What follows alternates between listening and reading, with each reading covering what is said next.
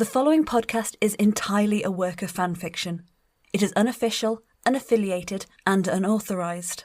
Neither the podcast nor any individual involved in its production is now, nor has ever been, in any way associated with HBO, Game of Thrones, George R.R. Martin, or the Song of Ice and Fire book series. The podcast was, is now, and shall always be entirely without profit. Neither the podcast directly, nor its makers indirectly, generate or receive any form of revenue or financial restitution that might otherwise accrue to the rightful copyright holders. The following podcast is entirely a work of fanfiction. We hope you enjoy it. Leading his two young sons by the hand, Steffon steps into the throne room and nods in greeting to the guards on the door, surprised to find them dressed in Lannister colours rather than the black and red of House Targaryen. He halts his progress and bends down to speak in hushed tones to Robert and Stannis. You boys wait here. I'll only be a moment, and then we'll go visit the stables. Robert and Stannis nod their heads in mechanical agreement, but their awed attention is fixed elsewhere, their eyes as big as saucers. The two boys gawp at the dragon skulls mounted to the walls along the approach to the Iron Throne. Stannis clutches his big brother's hand in fear as he confronts the largest of all the Targaryen dragons, realizing with a shiver that he is barely of a size with the foremost of Balerion's teeth. Too large for the stone walls to bear its weight, the dread skull fills an entire corner of the throne room, watching over the Iron Throne's approach with its cavernous eye sockets, like pitch-black portals direct to the seven hells. Crossing paths with Gerold Hightower making his exit, Steffon slows his steps to better read the Lord Commander's weary expression. It's decided then? I was asked for my honest opinion. Whether or not you or he care to heed it this time, my duty has been done. Gerold moves brusquely past Steffon, pausing only briefly to nod respectfully to the young lords of Storm's End as he passes. Standing at the foot of the Iron Throne, Steffon cranes his head to its seat. You have visitors, I see. It is past time they were presented before the king. I thought to find him here, it being the time of his daily audience. His Grace suffered a minor mishap while hearing the people's petitions this morning. Steffon's eye flits to the dozen blades that line each armrest of the throne, their razor-sharp edges enclosing Tywin's arms like the teeth of a tightly fitted chastity belt. He asked that I sit in his stead, lest even one of the king's subjects be denied the opportunity to plead their case before the crown. You stretch yourself too thin, Tywin. If you take on any more of the king's duties, he will soon have little left with which to fill his days. I'm quite certain you could provide his Grace no end of invaluable advice on how best to occupy the long hours at leisure. Perhaps you might invite him to join you in one of those lovely long rides in the country you so enjoy. Steffon's jaw tightens, but he refuses to rise to Tywin's bait. If you recall, I did suggest I might assume responsibility for providing the king a short list of possible candidates for the current vacancy among the Kingsguard. As the Lord Commander no doubt informed you, the selection process is already concluded. Sir Arthur will swear his oath before the moon turns. Then there is still time for Aerys to reconsider. John Connington would be an excellent... The matter is not open for debate, Steffon. Sir Arthur is clearly the finer swordsman. Are you certain of that? It's a wonder you found the time to watch them spar, busy as you are. There is nothing that occurs within this castle of which I am not aware. Then you will understand well enough why Prince Rhaegar's preference is for John Connington. Indeed I do, because it is the same reason why the king's own preference is that the White Cloak go to Sir Arthur. If Armand should summon John back to Griffin's Roost, as I expect he will... Then the Red Keep will benefit by his vacated quarters. We are overcrowded as it is by persons without evident purpose for their presence here at court. Rhaegar will not thank you for this, Tywin. How fortunate, then, that I am sworn in service to His Grace the King, and not the passing whims and fleeting fancies of a poor misguided child. Steffon opens his mouth to riposte, but Tywin preempts him. You will have to excuse me, Steffon, but my audience with Lord Commander Hightower was only a pause in proceedings, not an end. I have a great many more petitions to hear before the day is through. I'm sure you understand. Do relay my warmest regards to your sons. Hesitating a moment while he weighs the wisdom of forcing the argument, Steffon grudgingly nods and retraces his path back towards Robert and Stannis.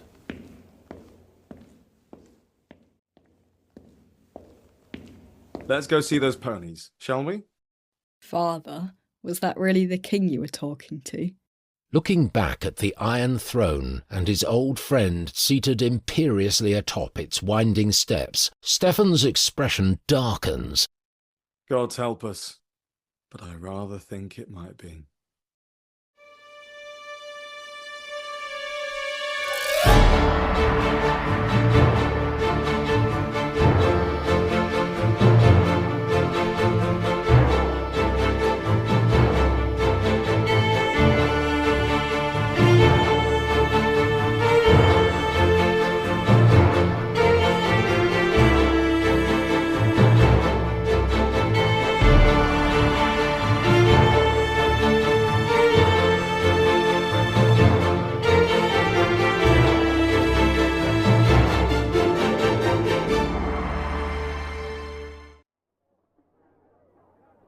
In the broad and cavernous expanse of the royal tent, Arthur stands with his arms outspread, while Rhaegar straps the knight into his armour. Lavender and white in colour, today the Sword of the Morning wears the plate of his ancestral house, riding as a son of Starfall rather than a sworn brother of the Kingsguard. I'll tell you the same thing after this 100th hearing that I told you after the first. You're too clever not to recognize a honey trap when you see one. Seeing something is one thing, speaking its name, quite another. If I meant for my relations with Tywin to be as fractious as my father's, I could think of no better way than giving offence to his daughter. Down in Flea Bottom, they say that on the battlefield and in the bedroom, all is permissible, but it's a special kind of craven that strikes at a man through his children. If only your father spent as much time abroad in the city as does his son. I'm not sure Jaime would agree with you calling him a child, nor to the men he cut down in the Kingswood. The boy's a bully, and all bullies are boys, whether they've seen 4 winters or 40. That cut he dealt you was ill done. My father seemed to enjoy it well enough. While we're speaking of your father's pleasures, I'd hope Oh, I almost forgot to mention. You'll never guess who I spied in the stalls yesterday. Half-corpse Connington. Lord Armand. It's a wonder he could survive the journey from Griffin's Roost. I'm not certain he did by the looks of him. I'll be sure to keep my distance. One sight of me in my Kingsguard whites, and he's like to cough himself right into the ground. John was desperate for that white cloak. Lord Armand never forgave my father for giving it to you, nor you for taking it. The cloak was Armand's obsession. John was only desperate to stay close to you. When did you last speak to John? I'd hate to say, 10 years at least? Can the years have truly passed so swiftly as that? Strange, isn't it? The 3 of us were inseparable as children, practically brothers. And now, we can't even recall the last time we saw him. It's been so long. Summer friends will melt away like summer snows, but winter friends are friends forever. Your Grace? No matter. Only something I heard somewhere. Rhaegar pauses in affixing Arthur's greaves and studies the knight's reflection. I consider myself very fortunate to have retained your friendship all these years, Arthur. Blessed, even. Arthur narrows his eyes at Rhaegar, a charmed yet wary smile at the corners of his mouth. You only get sentimental when you're readying yourself to break bad news. What's on your mind, old friend? It's about my father.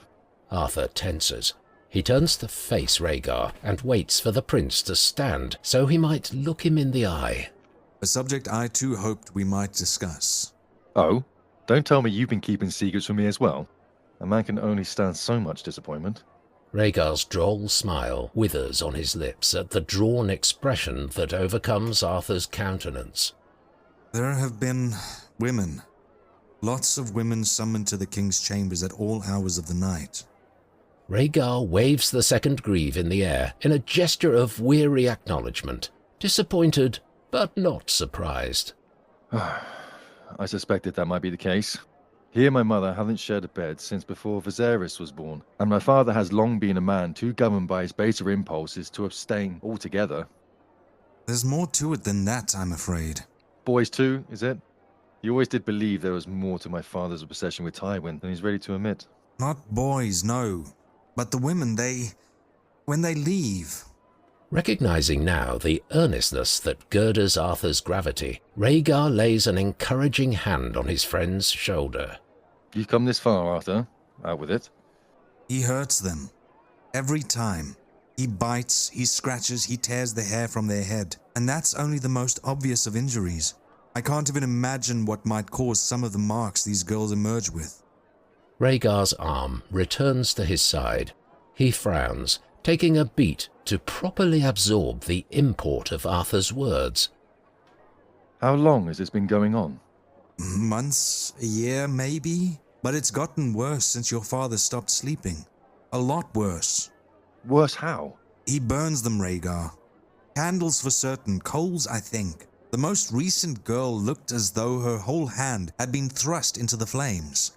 And you haven't done a thing to stop this? I'm telling you. Now? After a year of standing by and allowing it to happen? With respect, Rhaegar, you haven't been here. You were off wandering the world, only the gods know where. And it's not as though I haven't tried. I must have made the resolution 100 times on the King's Road. And again just now, only a moment ago. But it's hardly an easy thing to tell someone about their father. I'm your oldest friend, Arthur. There's nothing you cannot tell me. I know that. And that's exactly the reason Gerold granted me leave to have this conversation. You spoke to Hightower about this before you spoke to me? He's my brother, Rhaegar. I thought I was your brother. You are, but you're not my Lord Commander. So that's the order of your loyalties, is it? At least Barristan did me the honor of second place. How can you say that to me? Do you have any notion what it means for me to betray your father's confidence? My life and my honor are sworn to my king, and my fealty and obedience to my Lord Commander. I break the first out of love for you, and your reaction is to doubt that love because I refuse to break the second? Rhaegar has no answer. The two men stand a few paces apart, separated by miles. I expected more from you, Arthur. I was depending on it, in fact. The tension that fills the royal tent dissipates like steam escaping a spout as Myles Mooton enters and bows before Rhaegar. Forgive me, Your Grace, but everyone is waiting. I'll be right there, lad. Myles lingers by the entrance, not sure if he should remain or retreat, and too disconcerted by the cold and flinty glare passed back and forth between the two men to raise a voice in inquiry. If there was some service you would ask of me, now is the time, Your Grace. Your Grace, is it now? Rhaegar derisively tosses the second greave to Myles, his lip curled in wry acrimony. Friends, Squire. Princes do not. Best you ask young Lord Mooton to finish your dressing, sir.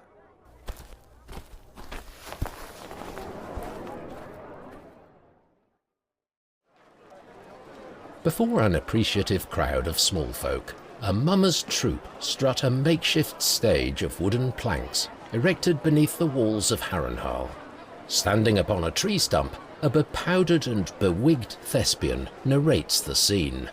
While the previous heroes withheld their aid on promise of gold and silver, Serwyn refused payment from the villagers entirely, insisting that the glory of slaying a beast as fierce as Uruk's was recompense sufficient. Upstage, a dragon built of cloth rears its head, the kneeling mummers within manipulating the sticks that protrude from its snout to cast its wall-eyed glower across the audience. So up the mountain Serwyn went, bearing only his broadsword and a great round shield of steel, polished to such a shine that to look upon its shimmering surface was like looking into a mirror. Over her shoulder, a young man arrayed in pots and pans to denote a knight's battered armour stalks back and forth across the stage, an enormous dinner plate strapped to one arm and a wooden tourney sword, painted silver, wielded in the other. The great and terrible Uruk slithered down from his den, ready to devour this latest fool to disturb his slumber. But Serwyn was far more cunning than those that came before. He knew brute strength and bravery were no match for a dragon. It was his wits that would win the day. He crouched down behind his shield, and when Urux came roaring from the darkness, he found only the shield's high shine waiting to greet him. Urux stared into the steel, utterly transfixed by the sight of his own terrible reflection. At the back of the crowd, Catelyn watches the performance appreciatively. Brandon stands at her elbow, but prefers instead to watch Catelyn, smiling indulgently at his betrothed's obvious enjoyment. Reluctantly, Brandon leans in to whisper in Catelyn's ear. We need to go if we mean to catch the first melee. Catelyn nods, her disappointment clear in her face. She stands on her tiptoes and weaves her head about to try and catch a glimpse of Edmure and Benjen through the forest of heads. Finding them sitting cross-legged at the front of the crowd, mouths agape, utterly entranced by the story, she follows Brandon through the press towards the tourney grounds. Perhaps we might take a small detour on our way. There's something I'd like to show you. Catelyn cocks an eyebrow at Brandon's stiff-backed gait, his ginger movements an aching reminder of his punishment at the end of Barristan Selmy's lance. If you think you're up to it. If you lend me your arm, I believe I shall manage. Catelyn wraps her arm around Brandon's and allows him to lead their way across the encampment. When will you learn your next opponent? Yohan Royce fell to Sir Arthur Dayne this morning. And you didn't care to watch? I missed this time together. I made that mistake once before at Riverrun. I do not intend to make it again. That's sweet, Brandon, but Arthur Dayne is no small competition. Should you not have attended his tilts for scouting ends, if nothing else? I unseated one Kingsguard when I was fighting fit. Imagine the songs they'll sing when I unseat another below my best. Careful, Brandon. Harrenhal is not the place for hubris. Remember the lesson of Harrenhal. If I recall my histories, it was not hubris, but Balerion, the Black Dread, that did for House Orr. Mayhaps. But all that remains of the dread is a weathered skull in the Red Keep's throne room, while to this day, the curse of Harrenhal is finding ways to bring men to their ruin. How do you explain that, if not a judgment from the gods? The world can be a ruinous place. Plenty of castles, besides Harrenhal, have hosted their share of misery. And how many of those castles had the blood of men mixed into their mortar? An old wives' tale, no more real than the curse itself. How can you say that, when every house to ever hold Harrenhal has come to a tragic end? House Caheris, House Harroway, House Towers, all dead and gone. Lord Lionel Strong and his eldest son, and heir Sir Harwin, burned alive in the Wailing Tower. Lord Lucas Lothston, cast down by King Micah. It's said, when Lord Walter's grandfather learned the castle would pass to House Went, he fell to his knees and begged the king to forgive him whatever slight had moved his grace to punish him so cruelly. House Went looks healthy enough to me. Yes, I saw you showing great admiration for the health of sweet Lady Sarah at supper last night. The poor girl believed she'll be crowned the Queen of Love and Beauty come tourney's end. I didn't have the heart to disappoint her. Brandon winks down at Catelyn, and while she playfully bats his arm in reprimand for his undiminished bravado, she cannot repress a delighted smile all the same. We're here. This is what I wanted to show you. At the Godswood's centre stands an enormous silver-white weirwood, its long and grasping branches covered in blood-red leaves despite the preceding months of winter. A clutch of tourney-goers stands about its girth, studying with a mixture of admiration and unease the face carved into the trunk and the disquieting upward curve to its death-mask grimace. Brandon leads Catelyn to the far side of the tree and directs her attention to 13 irregular slashes gouged into the wood. One for each day Daemon Targaryen spent here at Harrenhal, waiting for Aemon One-Eye and the great beast, Rhaegar. Supposedly, they bleed anew every year to herald the coming of spring. Catelyn approaches the tree and traces a pair of fingers along the 2 topmost trenches. Strange. They feel dry as bone. It is a weirwood. Perhaps the old gods are making mock of the superstitions you southerners keep. Come, there's something else I want you to see. Brandon leads her away from the weirwood into the thicket of trees pressed against the far partition wall. He nods, encouraging Catelyn to inspect the bark. She furrows her brow. Someone has made a mark. And I mean to make thousands more just like it. You did this. The rogue prince wasn't just keeping a tally. He was making a promise. He made that promise anew every day with another mark, and would have gone on making marks until the end of time if need be. That's why he chose a heart tree. His commitment was as ageless as they are. Brandon gently takes Catelyn's hands in his. I am sorry for what happened at River Run, Cat. Truly I am. And if you can find some way to forgive me, I swear I will never give you cause to regret it. I can be a good man, Cat. That's my promise. And I mean to renew it every day for as long as you will have me. Oh, Brandon, of course I forgive you. You didn't have to do this to convince me you're a good man. But that you cared enough to think you did tells me everything I needed to know. Catelyn stands on her tiptoes and pecks Brandon on the cheek, but he takes her chin in his hand and redirects her lips towards his own. Catelyn returns the kiss, letting herself sink sensuously into his enfolding embrace.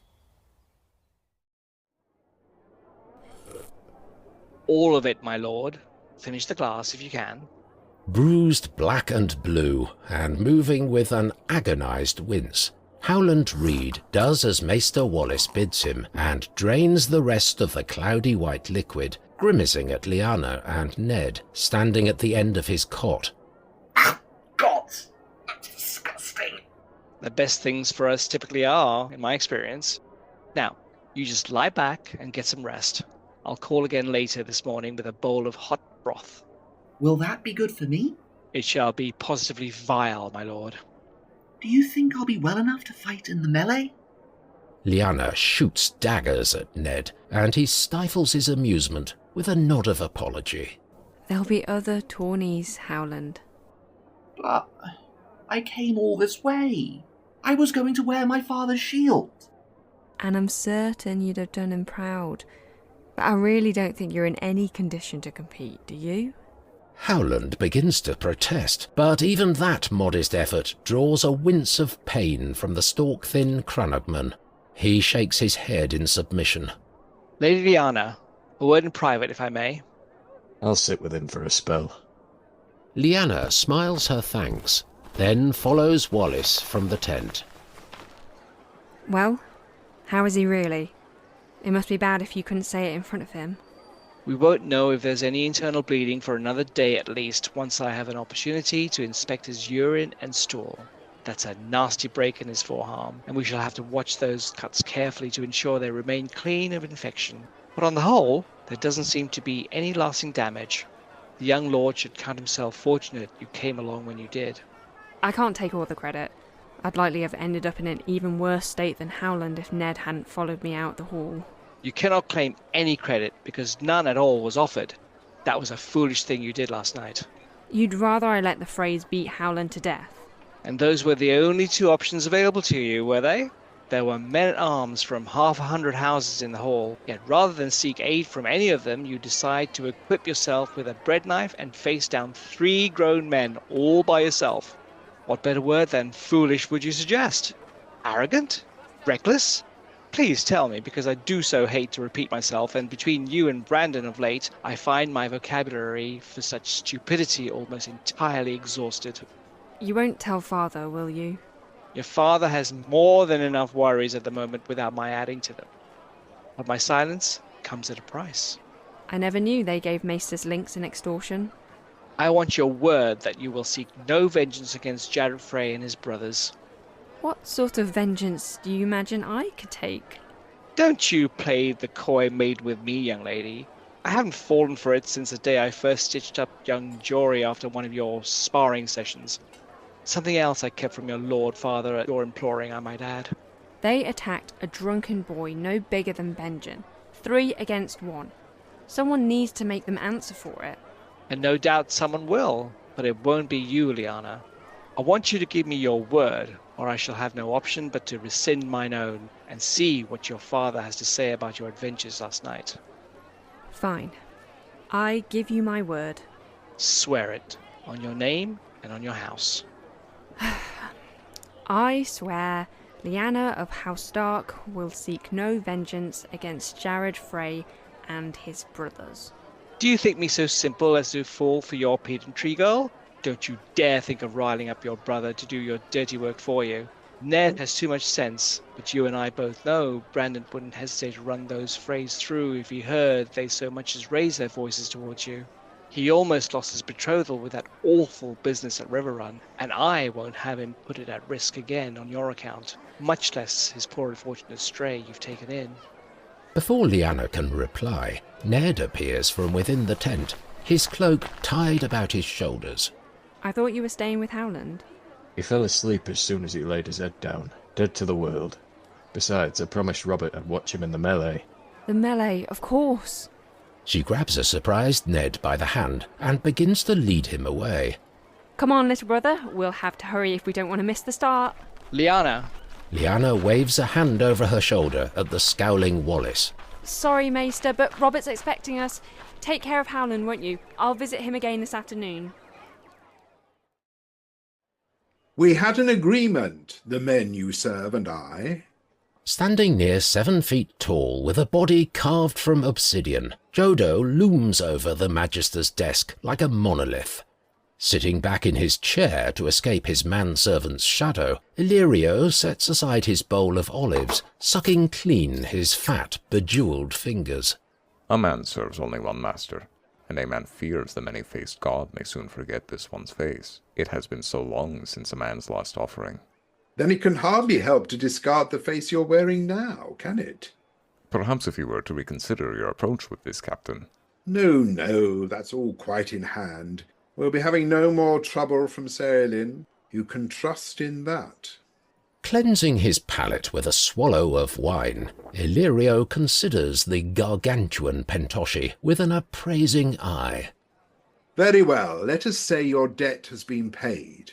You may go on your way, but do not wander where I cannot find you. I may have need of your talents yet. A man thanks Illyrio Mopatis. Valor Morgulus, Magister. Valor Dohairis, Jodo. Jodo lumbers from the room, ducking his head with incongruous gentility to the arriving Narissa. Well, am I to lose another trusted hand today? She won't even let the mice touch her, so I can't see her spreading her legs on your account anytime soon. The burns pain her so? It's not the burns, Illyrio.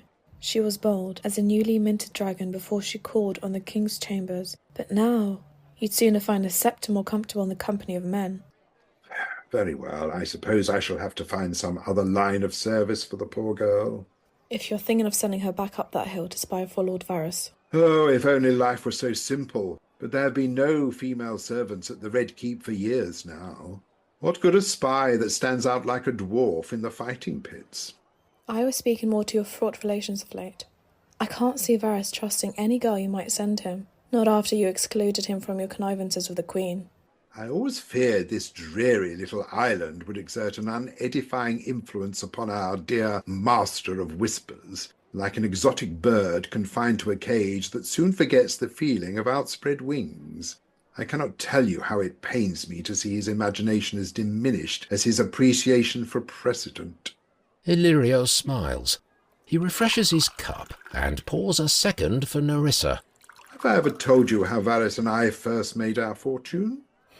Stealing private letters from the rich and powerful, I seem to recall. The letters we stole held no great value in and of themselves, you understand, but their contents were most precious to their authors, containing as they did the most compromising of confidences. So you'd blackmail these men? Give us your gold or we will spill your secrets. Blackmail? Does a sculptor whittle his wood with an axe? Does a painter colour his canvas with mud and cinders? No! Blackmail a man and you make him your enemy. Retrieve for a man that of which he was robbed, and you make him the most ardent of allies. An ally amenable to expressing his gratitude in cold hard coin, no doubt. But not before Varys and I traded away their secrets for use at a later date. Why sell the sheep for a silver when you can make two by shearing it first? You really believe you can trade this small council back to Tywin? Who can say how the market will look a moon's turn from now? Tywin Lannister may possess the deepest pockets, but the greatest need could well belong to Prince Rhaegar, or Her Grace the Queen. Or even the Confederacy of Magisters currently sailing their way from Pentos. Grinning, Illyrio tips his wine glass in proud acknowledgement towards Narissa. Oh, if there were any flies on you, my dear, I've no doubt you charged them bread and board. Does that mean you're finally permitting me the greater responsibilities you promised? It's been months, Illyrio, and we both know I was made for greater things than the mermaid's parlour. Just so, my dear. In fact, an ideal opportunity for you to expand your remit only just presented itself, or rather, absented itself, as will be closer to the case. Spotting Brandon and Catelyn squeezed shoulder to shoulder on a packed front pew, Ned and Lyanna climb the stalls in search of an open space. They find Benjen and Edmure sitting in the topmost row and squeeze themselves into the few unoccupied feet beside the two boys, just in time to witness Robert hurl a lesser Estamont into a pair of onrushing Ironwoods, scattering the Dornish men like skittles. What are you doing sitting all the way up here? I'm not feeling too good. Aye, it's called a hangover, you little shit. Lyanna reaches into the pouch resting upon her hip and pulls out an apple. Drawing a knife from her belt, she cuts a slice and offers it to Benjen. He waves it away, so his big sister skips the middleman and shoves it directly into his mouth. It was good of you to come and watch. I know Robert will be touched. Robert has been touched enough to hear Catelyn tell it. Ned glances pensively at Benjen and Edmure. Lyanna, the boys. Now you sound like Catelyn. No, you know who you sound like? You sound like Father. Why is everyone so damn determined to keep the world a secret? Perhaps if Father had let Benjen have a taste of ale with dinner every now and then, he'd have learnt to handle his drink by now. How or what works? Shut up and eat your apple, the grown-ups are talking. Lady Catelyn should have known better than to gossip about people she doesn't even know. And how many women has Robert known? Ned pauses too long for Lyanna's liking. She waves the point of her dagger in his direction. Don't even think about lying. We both know you can never keep yourself from being anything but honest with me. Robert has always had a hearty appetite for life, I won't deny it. But marriage has a way of smoothing a man's rougher edges. Isn't that what Father always told us about him and Mother? What he said was that marriage and the war both aged him 10 years, which I'm pretty certain is not the same point you're trying to make. The point I'm trying to make is that love can change a person. Just look at Brandon. Lyanna follows her brother's eye line to the first row, where Brandon and Catelyn are paying little mind to the carnage playing out only feet away, preferring instead to whisper into one another's ears and laugh together at some private jest. He and Robert are alike in every way, so much so it makes you wonder if it shouldn't be Brandon that counts Robert as a brother. He was the last person you could ever imagine allowing himself to be led meekly to the altar, but look at him now. Lyanna cuts another large slice from the apple. This time, Benjen does as he's bid. Love is sweet, dearest Ned, but it cannot change a man's nature. A man like Robert will never keep to just one bed. And what's worse, a woman like me will never demand any different. Ned turns from the battlefield to scowl dubiously at his sister. Don't look at me like that. I'm not saying I wouldn't be hurt, but I'd have to be the worst kind of hypocrite to hold it against him. I've been saying it for weeks now, but no one cares to hear. You can't make someone into something they're not, unless that something is fucking miserable. Robert was not made to be a husband, Ned. Not for most women, perhaps, but it could be for you. All the reasons Father has despaired of ever finding you a husband, those are exactly the reasons Robert wants you for his wife. He's forever talking about the two of you riding together, hunting together, drinking and dancing and... Damn it, Ned. I am more than just the things I like to do, you know. But Robert isn't. Don't get clever with me, little brother. It wasn't all that long ago you were relying on me to wipe your backside for you, don't forget. Ow! Benjen rubs the back of his head, scowling indignantly at his brother's scolding. That was plenty long ago. I've been living out in the world for a decade now. Well, you've never travelled beyond the sights of Winterfell until this week. You've been trailing Robert about the Vale, Ned, not adventuring through a shy beyond the shadow. Ned takes a sharp intake of breath at the sight of Robert bent double from a stiff blow to his middle. That's as may be, but I've experienced enough to know that if you just give people the benefit of the doubt sometimes, more often than not you'll find yourself surprised by what they show you. So you're asking me to gamble the rest of my life on, what, happy thoughts and good intentions? I'm asking you to have a little faith, Lyanna. And how much faith did you show me when you closed ranks with Father? When you gave him your blessing? Where was your faith in me to know my own mind then? I didn't. What did you say? I didn't give Father my blessing.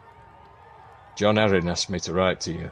I even got as far as melting the wax to seal the letter, but I couldn't bring myself to actually send it. If you know this marriage is a mistake, then why have you just spent the last 5 minutes trying to convince me to the contrary? I spent the last 5 minutes defending my friend. That's hardly the same thing. I do believe Robert loves you, Lyanna, and that in time you may learn to love him too. But that will never be enough for you. No matter how long a rope Robert will give you, you'll still find a tall enough branch to swing from, rather than live your life on a tether.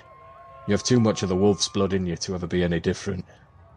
Maybe if you were still at Winterfell and I was still in the Vale, I could have found a way to keep pretending otherwise, to carry on about my days without ever being honest with Robert, with Father, without being honest with myself. But I could never be anything but honest with you. You were right about that much, at least, as much as it pains me to give my big sister the satisfaction of admitting it. If this is how you felt, why didn't you say anything? Why didn't you tell Father you thought this marriage was a mistake? Because it's going to happen, Lyanna. I held my peace for the same reason I didn't chase down the 3 Frey brothers when they ran off last night. Because I don't believe in starting fights I have no hope of winning. But if you'd spoken up, said something sooner... You'd still be exactly where you are now, only I'd be down a brother because Robert would never forgive me. Maybe that means I'm selfish, or maybe that means I'm craven, but Father was never going to let you walk away from your duty, Lyanna. If it's not Robert today, then it'll be some other son of some other great house tomorrow. At least with Robert, I'll always know you're being treated gently. Ned looks back towards the melee, sighing deeply as though exhausted by the unfamiliar effort of talking at such length. He glances anxiously at Lyanna. I'll understand if you hate me now. In answer, Lyanna cuts the last of the flesh from her apple, then hands the core to Ned with the casual, intimate presumption of siblings. Recognizing the spirit of her offering, he pops the core into his mouth, and he and Lyanna chew together in silence for a moment. If you want me to tell all of this to Father, I will, whatever the consequences for me. I'd never put you in that position. I would never ask you to choose between your big sister and your best friend. Below, Robert stands alone amid a field of stricken combatants, while the tawny crier navigates across a writhing carpet of the wounded and insensate to reach him. When he raises Robert's arm aloft, the big man's broad grin falters for a moment as he winces in pain. Your champion, Robert Baratheon, Lord of Storm's End! Robert searches the stands, his face a picture of pride and joy when he finds the Stark siblings in attendance for his moment of glory. Bowing shallowly in acknowledgement of the crowd, he walks stiffly to the stalls where Brandon and Catelyn are waiting to offer their congratulations. Watching from on high, Lyanna chews at her bottom lip. Do you really think Bran and Cat will have a good marriage? Who could say? 2 weeks ago our brother cut a man in half for impoliteness. Today he's starry-eyed as a drunken maid. Perhaps tomorrow he'll ride off and take sail for the Free Cities. Now there's a thought. Ned is deaf to Lyanna's jest. his face pinched and pensive as he studies her profile. You're not going to tell Robert, are you? Lyanna turns her head, her expression softening at the sight of Ned's stone-grey eyes, identical to her own, regarding her with the guileless earnestness she knows so well from their childhood. I won't breathe a word, little brother. Promise. Wrapping her arms about Ned's own, Lyanna lays her head upon his shoulder. I believe I'm fresh out of promises for one day. You'll just need to have a little faith instead. Lyanna enters the Baratheon tent to find Maester Cresson examining a shirtless Robert, drawing small whimpers from his lord as he presses with 2 fingers about the purple-green bruises bloomed about Robert's middle. Cresson takes up a roll of cloth bandages and instructs the patient to raise his arms aloft, a movement that forces a pained exhalation across Robert's lips. You may leave us, Maester Cresson. I can finish up here. As you wish, my lady. Cresson compliantly hands the wrappings to Lyanna. Robert eyes her warily. You sure you know what you're doing? More than most. Less than some. Lady Lyanna does herself a disservice, my lord. Mr. Wallace tells me she's patched up enough of young Benjamin's scrapes to almost merit a silver link all her own. Cresson bows and excuses himself.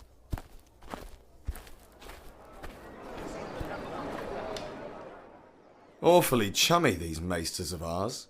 Lyanna steps close to Robert, their cheeks inches apart, as she stretches to reach around his tree-thick torso and pass the wrappings from one hand to the other, binding his ribs tightly. They've known each other longer than you or I have been alive. Wallace and Cresson forged their chains together at the Citadel. Kim and Coleman too, I think. As Lyanna makes another pass around, Robert sucks a lungful of air through gritted teeth. Stop grumbling. You're worse than a maiden with a scraped knee. Lyanna holds the cloth in place over the ridges of Robert's stone-hard abdominals and reaches for a pin. How did you come by this anyway? I thought you won. Mark Grafton, the bastard. I'm the strongest man in the 7 kingdoms. Any man comes at me straight, I'm like to crush his bloody breastplate in. But it's these nippy little short asses that always seem to get a couple licks in. I'd have thought you'd have learnt how to counter nippy little short asses by now, training with my brother all these years. So how did Grafton get these licks in exactly? I was overeager to put an end to it and leaned too heavily into my swing. He waited until the follow-through took me off balance, then stepped inside my reach and poked me with that bloody morning star. Lyanna fixes the bandages in place and trims away the excess cloth. What if you fought with something besides a hammer? What? Like a greatsword? Or a regular sword, maybe? I don't see why I would. A strong man wields a heavy weapon, and I'm the strongest man... In the 7 kingdoms, yes, I know. But just suppose you were a little smaller. Not quite so strong. How might someone best you in a sword fight? Ply me with ale the night before and hope I was too hungover to see straight, maybe. Robert side-eyes Lyanna suspiciously. Why are you wondering how to knock me down? Do you really expect our marriage to be so combative? You're doing a lot of talking for a man with a cracked rib. It's not cracked. Take a deep breath. I don't need to take a deep breath. Lyanna's gaze remains implacable, and Robert reluctantly does as he's bid.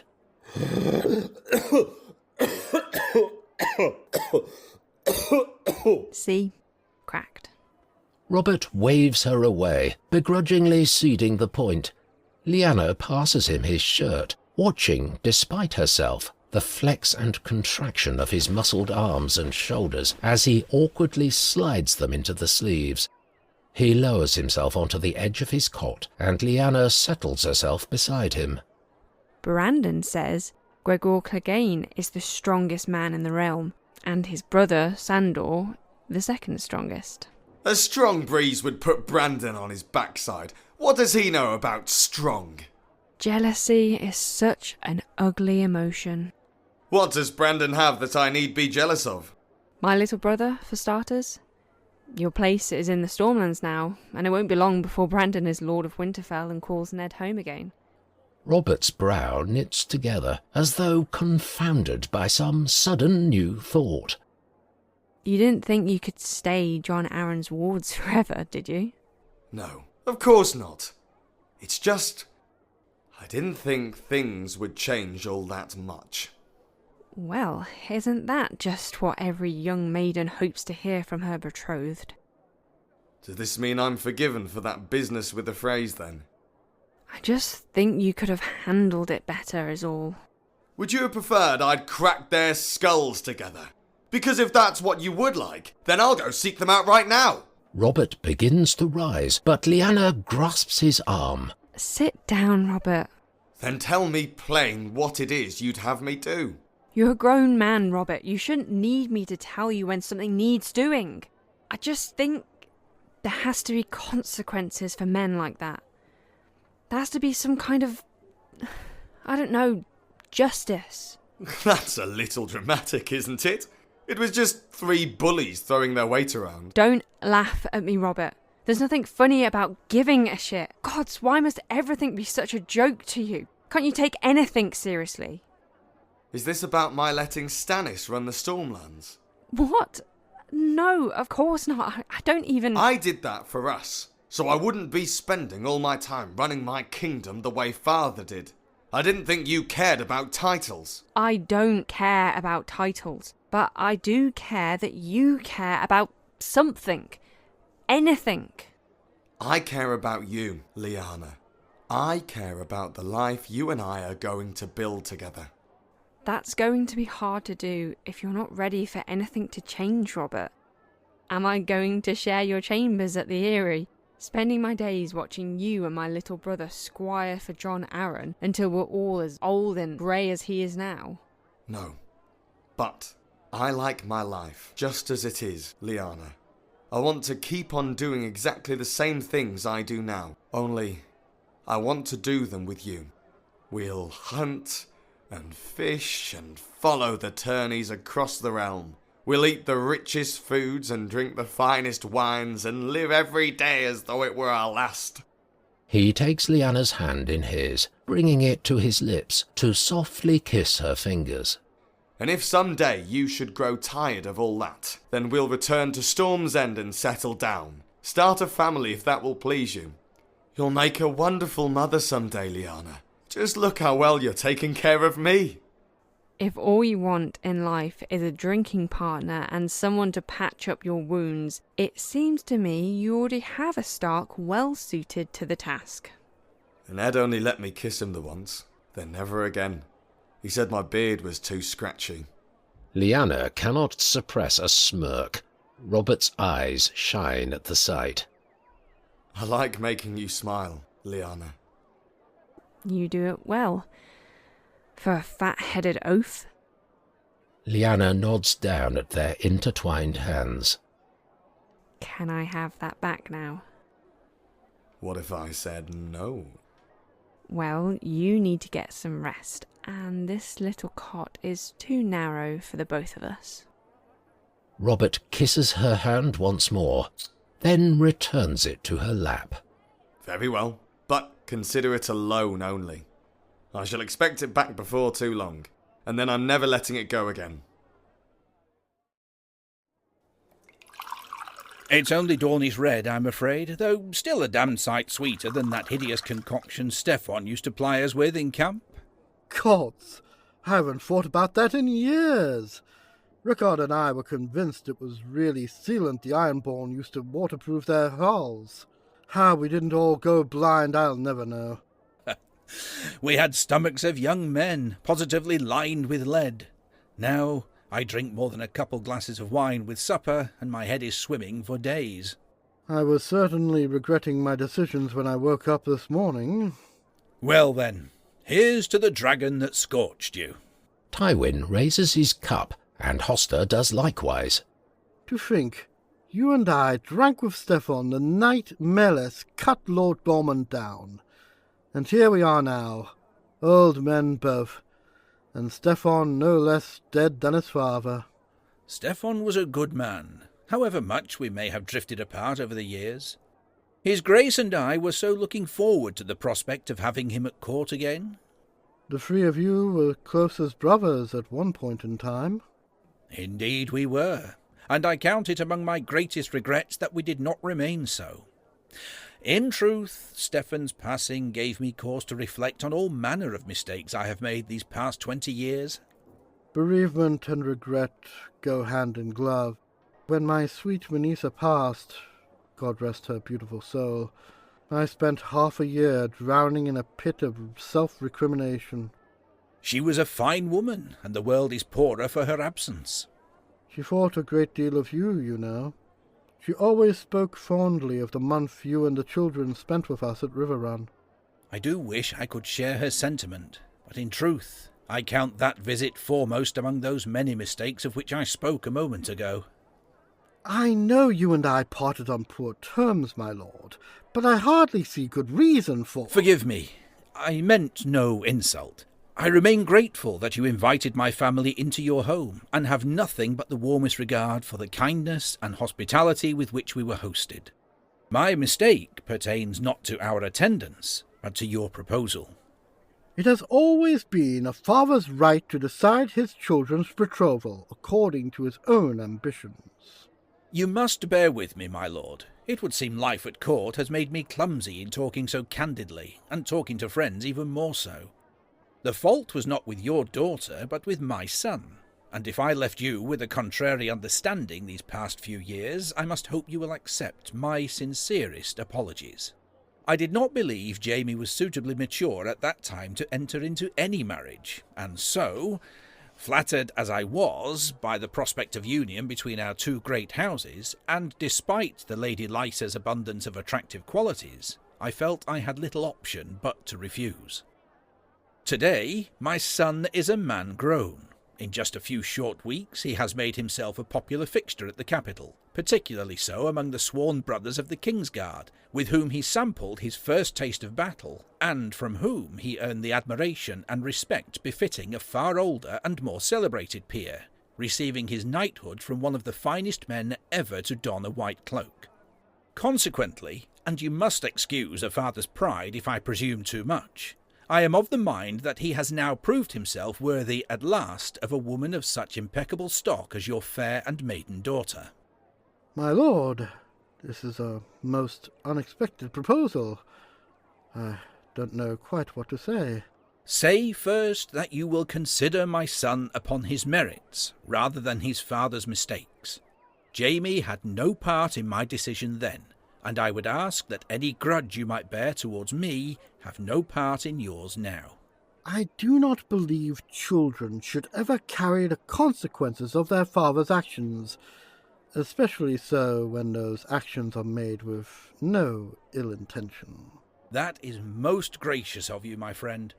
Might I infer, then, that you are not entirely unreceptive to the marriage? I am honoured by your favour, my lord, and humbled too by your readiness to admit personal folly in our past dealings. But a marriage such as this between two of the realm's great houses would need royal approval, would it not?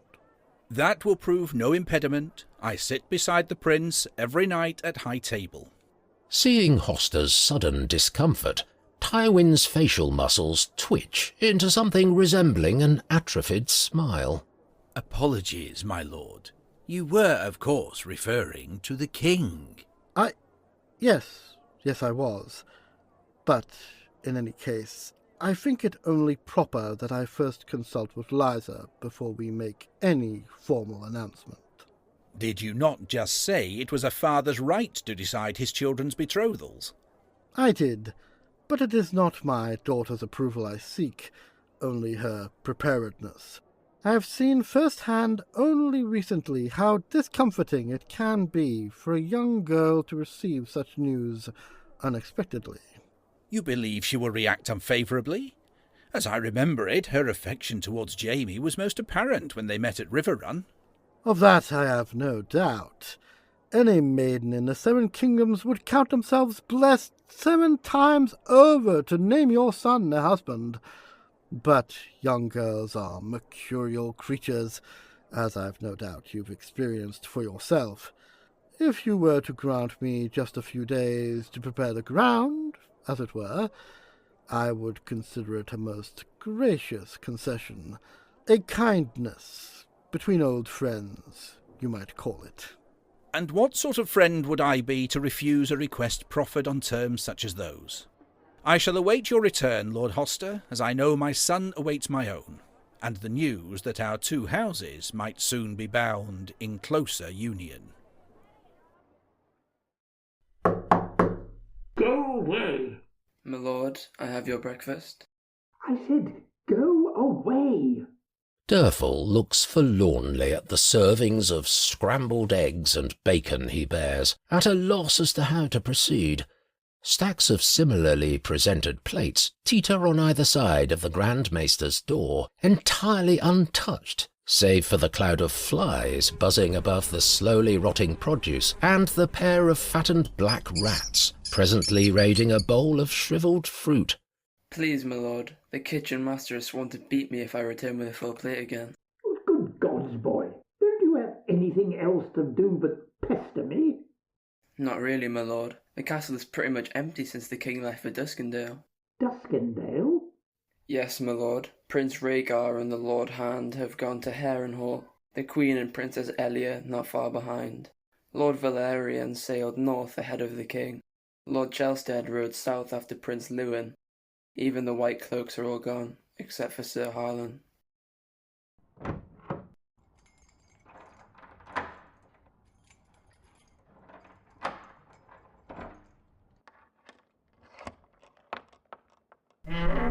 Looking conspicuously wan and hollow-cheeked, Pycelle's face peeks between the door and its frame.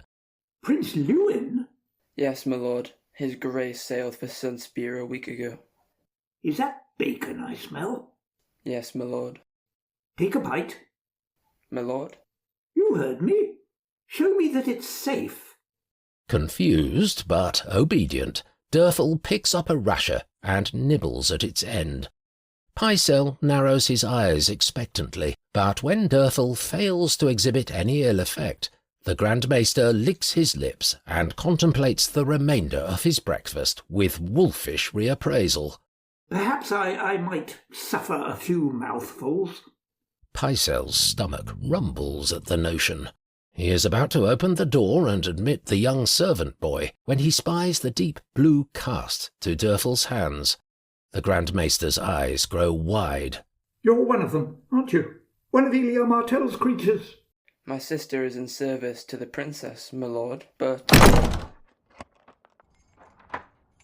Derfel furrows his brow at Pycelle's sudden withdrawal. He lingers, mindful of the kitchen master's warning. Left with little alternatives, he shrugs and sets to clearing the Grand Maester's plate himself. Watching the games from the royal box, Rhaegar passes idle observations with Tywin and Walter Went, the King's Hand and the Lord of Harrenhal seated either side of the Prince's place of honour. Over Rhaegar's left shoulder sit the ladies Shella and Sara, and over his right stands Barristan, small pearls of sweat beading his forehead as the unseasonable noon heat slowly cooks the night inside his Kingsguard plate. Below, only 2 men remain standing of the 60 that began the melee, Jared of House Frey and Lyn of House Corbray. The former finds himself hard-pressed, the crowd's clear favourite forcing Jared to crouch down and avail himself of his shield's protection. The end appears inevitable as Lyn wails away at the wood with his broadsword, but Jared uses his free hand to swipe a mound of soil and toss it through the open visor of Lyn's helm. Shamefully done. Walter nods his head in concurrence with Barristan's disgusted commentary, but Tywin cocks a sneer. Shame belongs in the septs, Sir Barristan, never upon the field of battle. Barristan considers the back of Tywin's head with a sour expression, but holds his tongue. With a blinded Lyn rubbing furiously at his eyes in a vain attempt to clear his vision, Jared moves quickly to seize upon this sudden reversal. He snatches up his lost spear and rams the butt into Lyn's gut, the young squire from Heartsholm doubling over as the air rushes from his lungs. The elder Frey wrestles Lyn's helm from his head and uses it to deal a backhanded blow across his unprotected skull. Mounting the fallen Corbray, Jared rains down a barrage of mailed fists into his opponent's face. Aenys and Denwell, recovered now from their own eliminations, rush the field and drag their wild-eyed brother away. Your winner of the day's melee, Lord Jared of House Frey! Aenys and Denwell raise Jared's arm, the champion smirking contemptuously at the jeering crowd. He bows to the royal box and receives a round of applause in turn, perfunctory and grudging from Rhaegar and the Wentz, appreciative from Tywin. The Freys turn to see what has caught the crowd's attention. A lone figure marches awkwardly across the tourney ground. Dressed in mismatching and ill-fitting armour, the man is barely of a height with the shortest of the Frey brothers, and with none of Denwell's broadness of shoulder. The visor of the man's rusted great helm is closed, forcing all eyes to look instead to their cracked and peeling shield for a clue as to their identity. There, painted in white upon a black field, a red-lipped and laughing weirwood tree, its naked branches reaching out towards the steel-fringed edges of the wood. The crier steps forward and confers inaudibly with the man, then returns to Jared to speak on his behalf. My Lord of Frey, this man... The crier hesitates, clarifies something with the man, then begins again. This Knight of the Laughing Tree would challenge you to defend your champion's purse. The Freys look at one another, making no effort to disguise their amusement. Jared steps forward. I do not recognise the sigil you bear upon your shield, sir. Perhaps you could remove your helmet so I might look upon your face. The Knight of the Laughing Tree leans towards the crier, who tilts his head and listens, nodding his understanding. This man belongs to no house. He is but a hedge knight, his armour assembled from 6 lands over twice as many years. He has often heard men speak of the brave and noble Freys of the Crossing, and humbly asks that you confer upon him the tremendous honour of testing his steel against one of the 7 kingdoms' most renowned and celebrated houses. Don't do it, Jared. Aenys is right. It could be anybody under that helmet. Jared looks the mystery knight over, clearly unimpressed, yet still wary of chancing his winnings against an unknown quantity. If my lords of Frey need further incentive... Every head turns towards the royal box, where Rhaegar holds aloft his fat-bottomed coin purse for all the crowd to see. To the winner, 100 gold dragons, and a place beside the King's Hand himself at table tonight. Rhaegar smiles at a scowling Tywin, then joins the crowd in looking to Jared for his answer. Danwell and Aenys shake their heads in deterrence, but Jared only has eyes for the bag of gold dangling from Rhaegar's fingers. He lowers his visor, signalling his assent. Aenys and Denwell hiss protestations at Jared as they withdraw, but he is deaf to their complaints and summons his squire to fetch him his steel. My word, how exciting! A mystery knight entering himself in competition. Oh, it's like something from a song. How right you are, Lady Sarah. Tell me, do you know the song Sir Duncan and the Strangers? Of course, though I don't like to hear it. I always cry when the stranger leads Sir Duncan away from Summerhall. But do you recall the earlier verses and the first stranger Sir Duncan encounters? Oh yes, the mystery knight that enters the tourney at Blackhaven. Our own Sir Barristan here was only a boy of 10 at the time, but those fortunate enough to attend the games would long attest that he fought like a man twice his age and thrice his size that day. Sarah looks at Barristan as though seeing him for the first time, her mouth agape. the wrinkles about his eyes and hint of white in his hair melted away to reveal the dashing young knight of yesteryear. Is that true, sir? It is, my lady, though his Lord Hand flatters my performance somewhat. Sir Barristan may have lost the joust, but he won the far greater prize of Sir Duncan's esteem, as well as the sobriquet he bears to this day. Barristan the Bold. Sarah considers Barristan with starry eyes. The wrinkles about his eyes and hint of white in his hair melted away to reveal the dashing young knight of yesteryear. That must have been, what, 30 years ago now? Barristan is not deaf to Tywin's veiled slight, but smiles courteously all the same. 35, my Lord Hand. The Mystery Knight brandishes his sword in two hands, as though the weight were too much to bear in just the one. Without waiting for the crier's call, Jared charges at full pace. Recognizing the sudden panic in the crier's eyes, the Mystery Knight turns in time to slip outside Jared's swing and dance to safety. He's quick, this one. Aye, but I've seen better armour and a mummer arrayed in pots and pans. He's so small. As are street cats, and for the same reason. Hedge knights have to scrabble for every meal. Those that begin selling their service as young men invariably grow up malnourished. Jared comes hard at the Mystery Knight, determined to avenge his embarrassment in the shortest order possible, but his smaller, faster opponent refuses to engage, skipping away every time Jared lurches close. The Mystery Knight forces him into giving chase about the field, every forward step of Jared's mirrored with two backward steps of his own. The bigger man quickly begins to labour, his energy levels already depleted by his exertions in the melee, his breath coming in ragged pants, and his gait slow and lumbering. He stops and raises his visor, resting his hands on his thighs and sucking in air. Spear!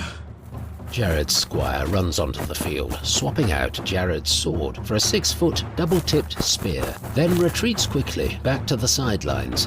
What is he doing, Sir Barristan? This Mystery Knight is keeping his distance, my lady. The longer the weapon, the shorter the separation. Anticipating the Mystery Knight's evasions, Jared manipulates him back towards the living fence of the spectators that fringe the field furthest from the stalls, closing off the knight's attempts at escape with short, sudden jabs of his spear. Forced to stand toe-to-toe now, the Mystery Knight uses his shield to turn aside Jared's probing strokes, absorbing a hail of steel that scratches and scars the Laughing Tree motif, the paint chips blooming in the air like tossed confetti. Driven to one knee, the knight rolls past Jared and into the open field, but loses the greave from his left leg and guard brace from his right shoulder in the process. He curses at the worn and frayed straps that hang in place of the rusted armour, ostentatiously stepped over by the encroaching fray. Using his sword to swipe Jared's spear aside, the knight lunges forward and lands a backhanded blow across Jared's helm, springing forward off the balls of his feet to bypass Jared's guard. Spotting the knight's imbalance, Jared swings his spear about and sweeps the knight's standing leg. He lands flat on his back, the impact sending his sword skittering away across the grass. But barely has he registered its absence before the point of Jared's spear comes driving down towards his throat. He hurls himself aside, evading the steel tip by inches, then rolls again to avoid a second thrust. The third he takes on his shield, the weathered and worn wood somehow proving an advantage as the spear point lodges itself within a gully between the ill-fitted wood. The knight seizes his opportunity to escape, abandoning his shield and lurching away in pursuit of his lost blade. Freeing his spear, Jared lashes out at the knight's trailing leg, the spear point taking the knight in his exposed calf, like a wild beast sinking its teeth into the flesh of retreating prey. The knight collapses to the ground, twisting back to wrap a hand about his leg in a futile effort to staunch the gush of blood that spurts forth when Jared retracts his spear. I thought these were blunted weapons. With sufficient force, a marble loosed from a slingshot will pass clean through a man, my lady. If melees were entirely without risk, there would be no need for the armour. As though hearing Tywin's grim appraisal, Jared removes his helm and looks to the royal box, seeking out the king's hand. Tywin considers a moment, then nods. Bowing with a flourish, Jared turns and ambles casually after his quarry, stepping along the trail of blood the Mystery Knight leaves in his wake as he pulls himself inch after painful inch towards his sword, the steel glinting in the sunlight like salvation itself. Jared regards the knight's struggles with the same macabre curiosity with which a malevolent child might observe a tortured earthworm squirming about the nail that bisects its middle. Where do you suppose you're going, Reed? Jared prods contemptuously at the knight's helm with the butt of his spear. What? You think I'm as blind as my full brothers? Still clutching the knight's shield, Jared inspects the remnants of its weirwood motif, grinning back disdainfully at the laughing tree's rictus. You had the sense to find a different shield at least. Jared tosses his spear aside and flips the shield about, driving the point at its base into the soil, leaning on the flat topside and permitting the knight to make it to his knees with the shield's assistance. What say we give the people a good look at you? Let them see those handsome eyes before I pluck them from your fucking head. Gripping with both hands on either side of the Mystery Knight's helm, Jared begins to pull. So preoccupied is he with this moment of triumph, he entirely fails to notice the kneeling knight has similarly secured a grip for himself, one hand wrapped about either length of the shield. Just as the lip of the helmet passes the knight's chin, he springs suddenly to his feet, thrusting the shield upwards into the underside of Jared's jaw. Jared trips back on his heels, his eyes wide with surprise, as a waterfall of claret cascades between his lips. He holds his hands beneath his chin, his eyes doubling in size at the speed with which his cupped palms fill with blood. Jared spits upon the ground, his face turning a sickly grey when he sees shattered teeth and the severed tip of his tongue amid the thick pink phlegm. What fucking tongue? I'll kill you, fucking tongue! The shield takes Jared across the temple, a second spray of blood splattering across the grinning weirwood. Jared drops to his knees. Tossing the shield aside, the Mystery Knight straddles his fallen opponent, raising Jared's head by a fistful of hair and driving a mailed fist into his face. Ennis rushes forward and grabs the Mystery Knight by the shoulder, though whether he meant to join the fight or simply spare his brother a further beating, no one will ever truly know. Ennis's nose explodes across his cheeks, and he joins his brother in staring at the sky. Denwell is next to try and intercede, but when the Mystery Knight snaps his head in his direction, the youngest Frey pivots on his heels and retreats hurriedly back to the safety of the crowd. The Mystery Knight rears back another fist, but decides instead to let the limp Jared drop insensible from his grip.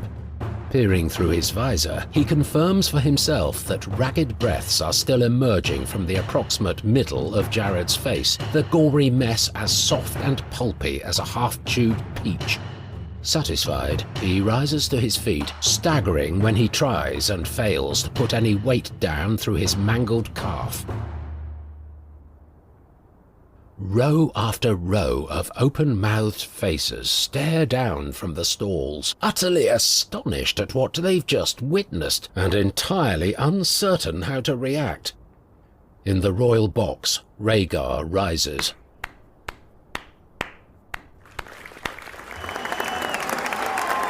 Every person present joins their prince in standing, even Tywin reluctantly leaving his seat to applaud the unlikely champion. The crier hurries onto the field and helps the unsteady knight retain his balance, then raises his arm aloft. Your winner! That was remarkable. A little more blood than I expected. Rather, a lot of blood, in fact, but remarkable all the same. Rhaegar leans towards Tywin. Be sure to see our champion's plate is piled high, won't you, my Lord Hand? Tonight at least he shall not need to scrabble for his food. It seems someone will have to catch him first, Your Grace. Across the field, the mystery knight limps away as fast as his injury will allow. Pushing his way through and clear of the tight press of spectators, he quickly disappears from view, lost among the constant stream of bodies walking this way and that about the tawny grounds.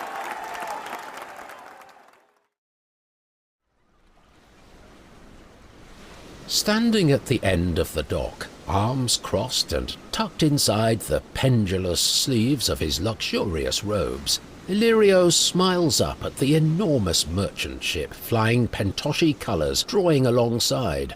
Anticipating the cadre of customs agents hurrying down the dock, the Magister dances aside with astonishing grace for a man his size and clears their path to this tantalising new quarry. He watches as the gangplank is lowered and a short procession of handsomely attired dignitaries of supercilious bearing descends onto the dock. Though distinct in height and girth, all 6 men sport their own unique interpretation of the forked and dyed facial hair of the Pentoshi fashion, each more elaborate than the last. My friends, welcome to Westeros, or as I like to call it, the land of fog and virtue. Fog! I bought a whole new wardrobe of heavy furs to see me through the fabled Westerosi winter. And look, not a cloud in the sky. The tallest of the 6 looks down his nose at a pair of drunken working girls touting their wares among the disembarking crew. To think this is the highest standing to which any of these miserable wretches will ever be permitted to rise under aristocratic rule. Yet still every man among them will bow and scrape to any fool with famous enough name to set a golden hat upon his head. You cannot judge these people by the standards of a learned man, my friend. Not 1 in every 1,000 knows their letters. They do not understand their politics intellectually, as you or I do, but emotionally, and so take even the gentlest of interrogations against their worldview as a personal attack. I must confess, we were most surprised to receive your invitation in such timely fashion.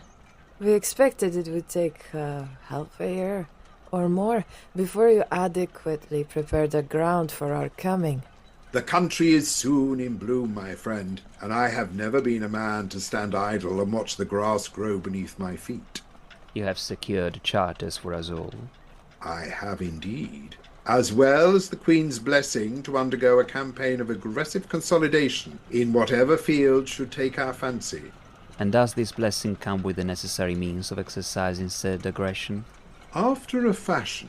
The Queen has recently taken it upon herself to perform something of a purge upon the City Watch, expelling some 60 Westermen from among its ranks, with more sure to follow. That's 60 men trained at arms and conditioned for violence, suddenly in need of alternative employment. I trust, then, that overtures have already been made? I cannot imagine men of such ill repute would long suffer for want of a paymaster in a place such as this. As we speak, my friend, I thought it best I delegate the duties of the day, so we magistrals might be left at leisure to decide how our recent spoils should most advantageously be shared. For as the baker said to the slatter, this cake will not cut itself. And the next thing I know, Frog marched out the postern gate without so much as a by your leave. 20 years I've been a captain in the Gold Cloaks. 20 fucking years, man and boy. And it's all down the shitter on account of that whore queen and a fat fucking flesh peddler. The disinterested bystander, drawn into Ilin's self-pity, walks away without reply, leaving Ilyn at the bar to drown his sorrows alone, a task in which he is frustrated by the single bead of ale that trickles onto his tongue when he upends his cup. Barkeep, another flagon of ale. You got the coin? Put it on my slate. Slates are for men what matter. You want ale? You best get used to paying for it. Ilyn mutters curses into his empty cup. His hopes are rekindled for a brief moment at the sound of approaching footsteps, his mouth already open to appeal upon the generosity of his fellow patron. But his intentions are immediately dashed when he looks up and recognises Narissa's face. Good evening, Wesley. Evening, my lady. What can I get for you? Arbor gold, I think. In a glass, if you would be so kind. You stupid bitch. Don't you know there's not a drop of arbor gold to be had in the whole city? Illyn trails away at the sight of Wesley retrieving a wine bottle from beneath the bar and filling a hastily polished goblet. Narissa takes a small sip, savouring the taste. The Magister recently received a rather robust supply and has always made a point of sharing such providence among his friends. Narissa tips her goblet towards Wesley. He ducks his head in appreciation. That might be overstating the Magister's generosity a touch, considering the coin I had to part with, my lady. But at the markup I've been charging, he'll be hearing no complaints from me. Illyn snorts derisively. He leers at Narissa with a poor man's imitation of haughtiness. And that's what you are, is it? One of the fat man's friends? Narissa smiles wryly to herself. You may sneer, Sir Illyn, but I have no illusions as to my station. Illyrio cares no more for me than he did the horse that first drew his carriage to my mother's door back in Pentos. He will make use of me for only so long as he can avail himself of the many talents of which I am possessed, and in which he is so self-confessedly deficient. Once that no longer holds true, well, I hope by then to have ridden this tide to a place of such singular security I need fear man nor beast no longer. What tide is that, then? The tide of progress, Sir Illyn. Indomitable, indefatigable, irresistible progress. She frowns, cursing under her breath. Ugh, God. I've been spending too much time listening to Illyrio talk. Look, my point is this. Surely a man that has spent his life scratching and clawing for surer purchase must sense when the sands are shifting beneath his feet. The rich, the powerful, the great of name, they can always retreat further up the beach. But the likes of you and I, we have only one choice to make when we see the waters rising. Do we stand still and allow the waves to drown us?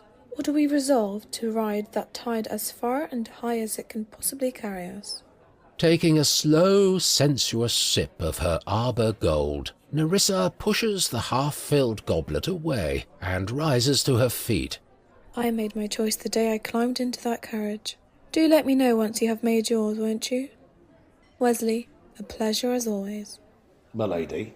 Wesley and Illyn watch Narissa slink gracefully from the tavern, one admiring and the other furrowed brow in confusion. Didn't get a word of that. Stuck-up bitch talks as flowery as the fat man. You really are a dumb cunt. Eh? I'm just a barkeep, so what the fuck do I know? But I'm pretty sure that stuck-up bitch just offered you a job. So you're telling me that Tywin knows what we've been doing? Whatever makes you draw that conclusion? Why else would he want Lysa? Excuse me?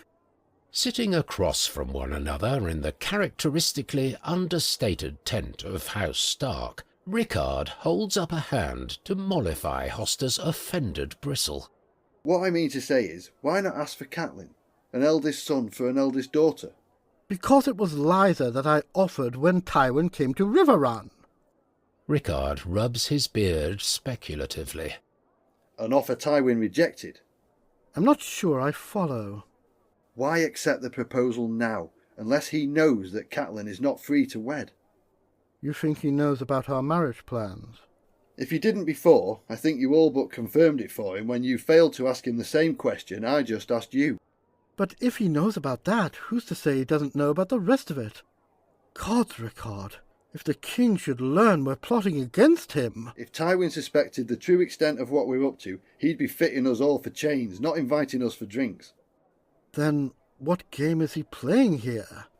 The only game Tywin Lannister ever plays, the one that ends to his advantage. What did he say when you refused him? I didn't. Rickard's face darkens, like an older brother ready to scold his foolish junior. Hoster hurries to preempt his anger. How could I? when he was offering me the very same terms I offered him not 3 years past.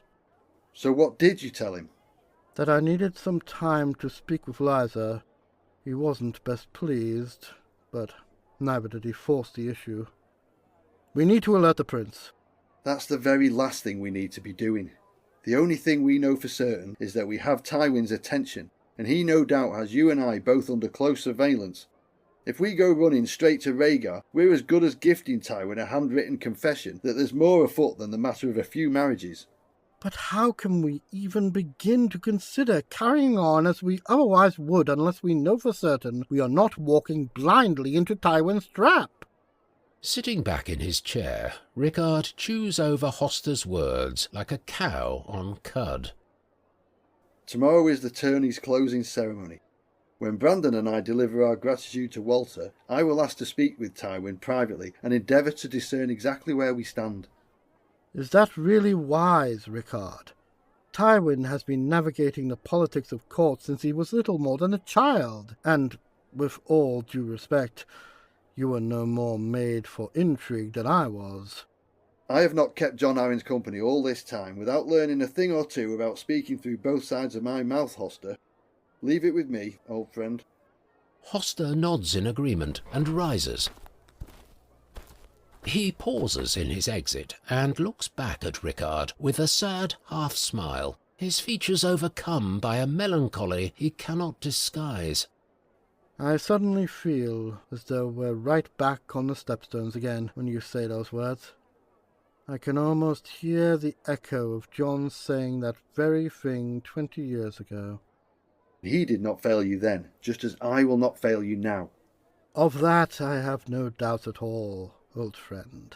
But can you promise me the price won't be quite so high this time? Rickard hesitates to answer. He opens his mouth to speak, but Hoster is already gone. No sooner have the flaps of the entrance settled back into place than Maester Wallace slips quietly into the tent from some disguised opening to Rickard's rear. It would appear our conspiracy grows with every passing day. My father always said only rabbits and small folk breed so precipitously as secrets.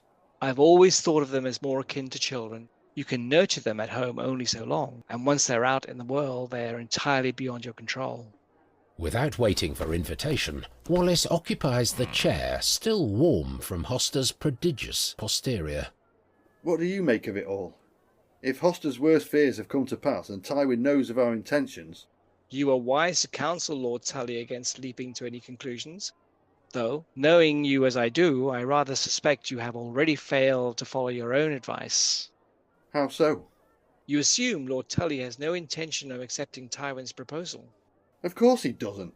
The only reason he hasn't done so already was to avoid provoking Tywin to further suspicion. Or perhaps Lord Hoster prefers to hedge his bets, as it were, leave himself an exit strategy should something go awry with our plans to crown the prince. We know he has long coveted a marriage with Casterly Rock. Or have you forgotten how despondent he was when Tywin rebuffed his previous overtures? Be that as it may, Hoster has never given me reason to doubt his commitment to our cause. Lord Hoster's commitment has never been to our cause, but to the gain of House Tully. You said as much to Prince Rhaegar yourself only last night, by your telling. I did, just before I told him that self-interest was the most dependable of all possible loyalties. The only dependable thing about mercenaries, my lord, is their loyalty to the highest bidder. Need I remind you that although Lord Hoster was second only to my half-brother late in order of our approach, he was among the very last to make a commitment, withholding his support until Lord Steffon and the might of Storm's End were joined to our campaign. Clearly we do not lack for precedent when it comes to Lord Hoster keeping a foot in either camp until he's able to best calculate which side has the greatest odds of success. Now Lord Steffon is dead, and union with House Lannister is a possibility once more. It could be that Lord Hoster has decided it's time he reconsidered his sums.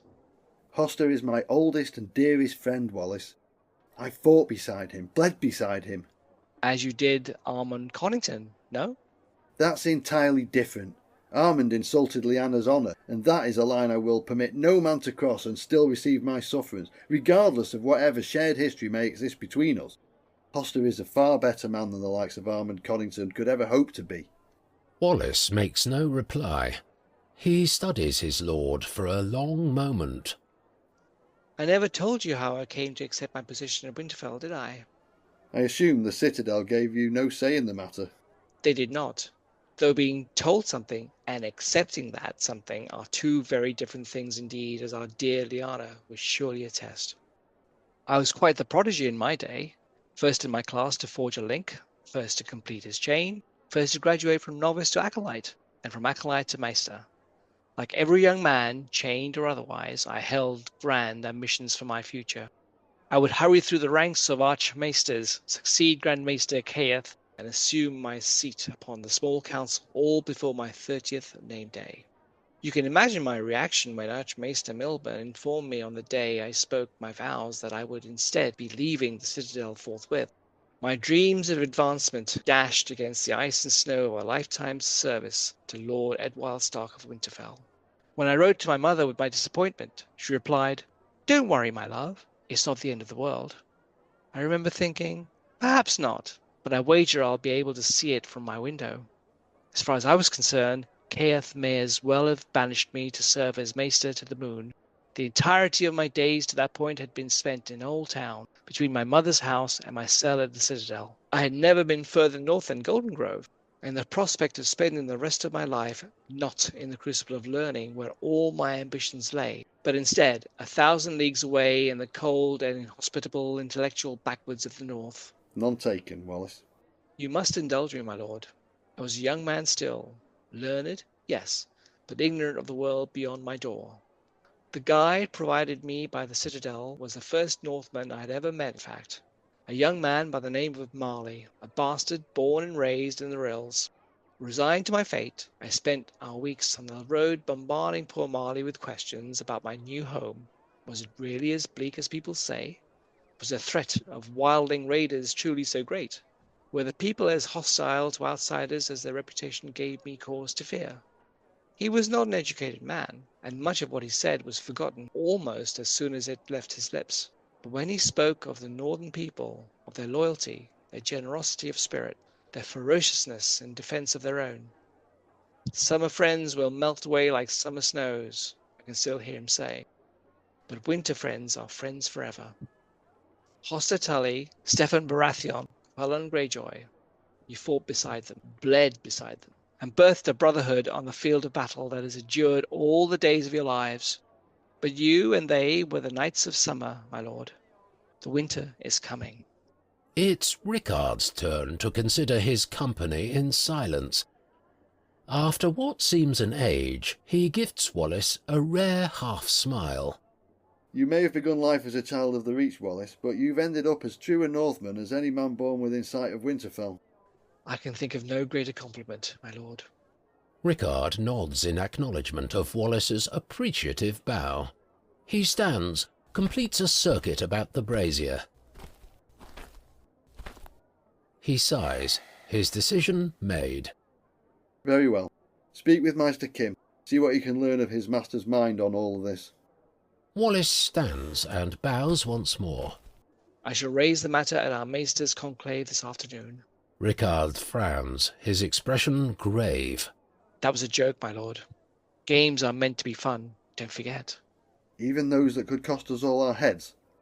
Wallace grins, his eyes sparkling with mischief. Oh yes, my lord. Those are the most fun of all.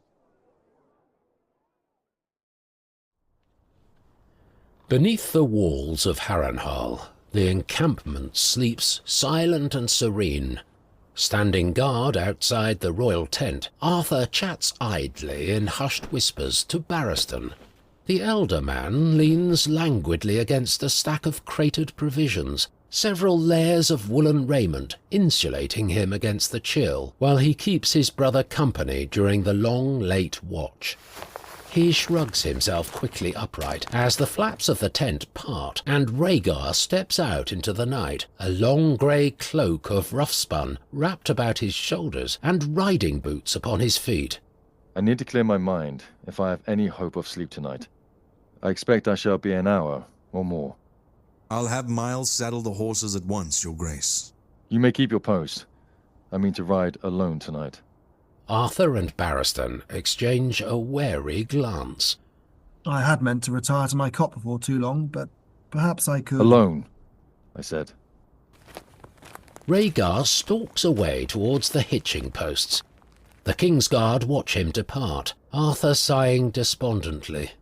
At least I'm not alone in earning our prince's ire. Barristan nods resignedly. Indeed. I fear Brandon Stark was not the only test you and I failed these past few days, my friend.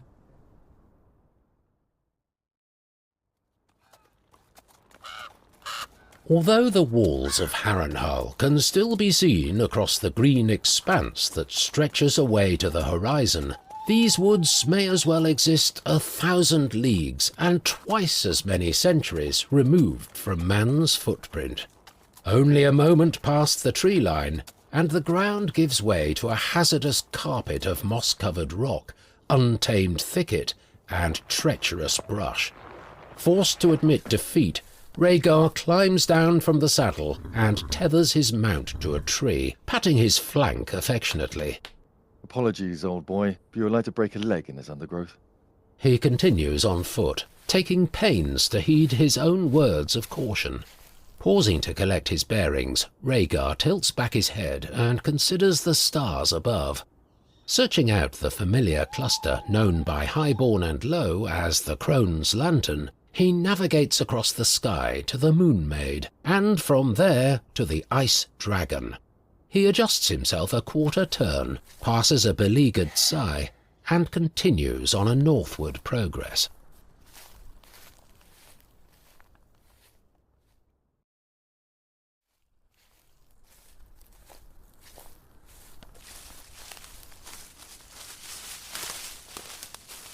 Rhaegar freezes in place, peering into the moonlit spaces between the oaks, pines, and sentinels that crowd his steps in all directions. Lady Alice? Rhaegar stands stone still, his ears perked and eyes narrowed. Hearing naught but the thump of his own heartbeat, he forges ahead in the direction of the cracking branch, moving without conviction towards a break in the forest and the growing whisper of running water beyond.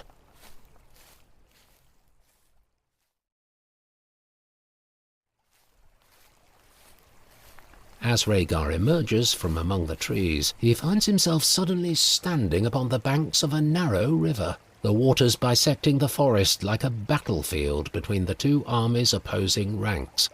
Looking along its length, the prince realizes he is not alone. 50 yards away, a shadowy figure kneels beside the riverbank, rifling hurriedly through an oversized saddlebag. Rhaegar opens his mouth to repeat his call of a moment ago, but the name catches in his throat, his brow knitting in curiosity as the shadow draws something of weight from the sack and tosses it unceremoniously into the river. Moving stealthily, Rhaegar advances along the tree line. Halting his steps a dozen paces from the stranger, he watches as they struggle to pull a second burden from the sack, the discordant clink of metal on metal, cutting through the stillness like curses in a chapel. As the clouds overhead shift and the scene is bathed in moonlight, Rhaegar is able, for the briefest of instants, to discern the painted effigy of a single tree, the face carved into its trunk, grinning with incongruous good humour as the blood-splattered shield sinks beneath the coal-black waters.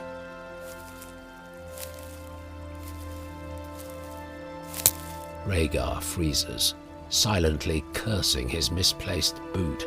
Like a fawn alerted to an encroaching predator, the stranger's head snaps up to survey its surroundings.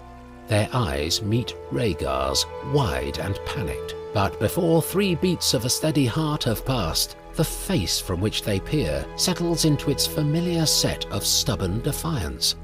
Lyanna glares at Rhaegar, daring him to challenge her reason for being there.